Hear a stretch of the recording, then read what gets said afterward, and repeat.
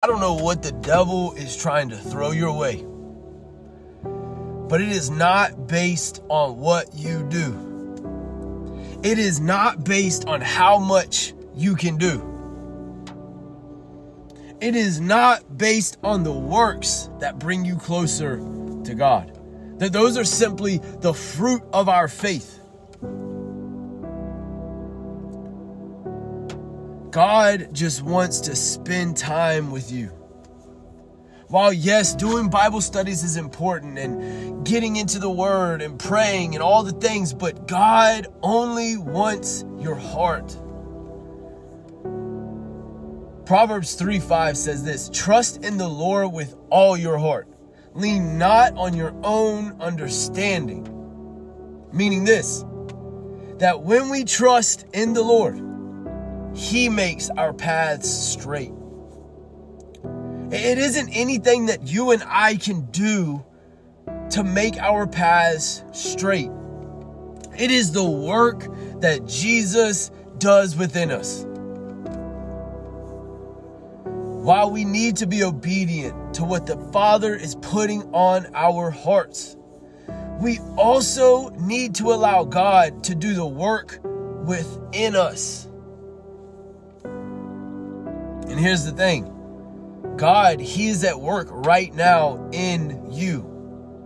And the devil, he loves to try and distract us with that feeling of inadequacy and feeling less than and this insecure feeling. He just wants to try to make you feel bad to the point that you don't go to God anymore. But here's what 1 Peter 5:8 says. It says, be alert and of sober mind. Your enemy, the devil, prowls around like a roaring lion looking for someone to devour. So that means that the devil is only strong enough when you give him the power to be strong.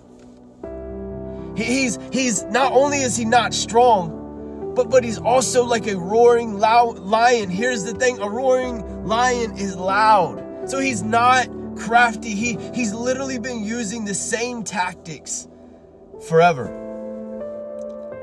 So God put this video on your screen for me to remind you to stop beating yourself up.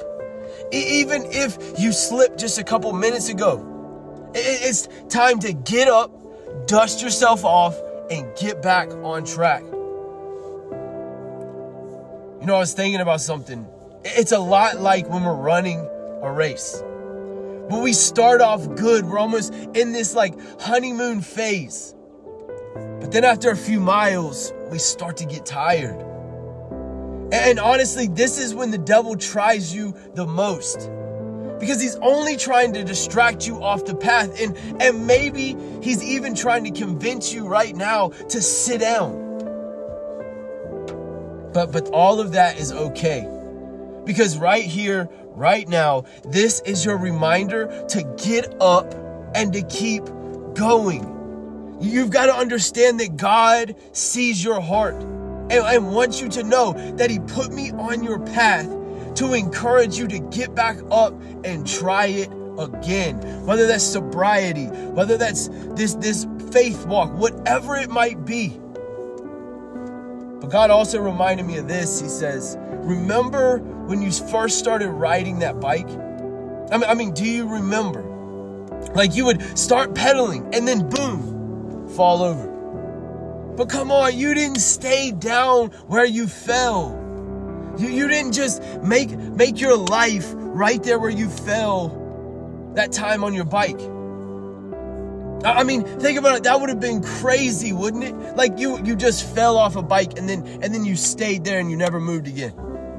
I mean, come on now.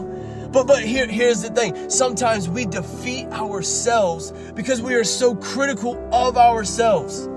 Especially when we mess up, especially when we fall, especially when we think that we're supposed to be perfect, when we are not supposed to be perfect, only progressing towards the goal.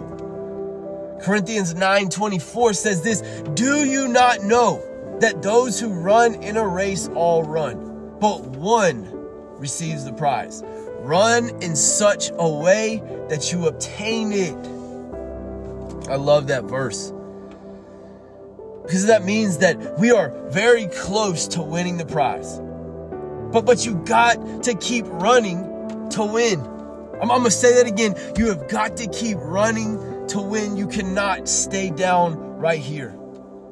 So let this be your confirmation to know that God sees you. He not only sees you, but he sees your heart.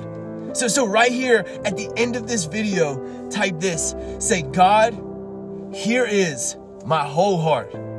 Listen, I love you so much, and I will see you on the next one.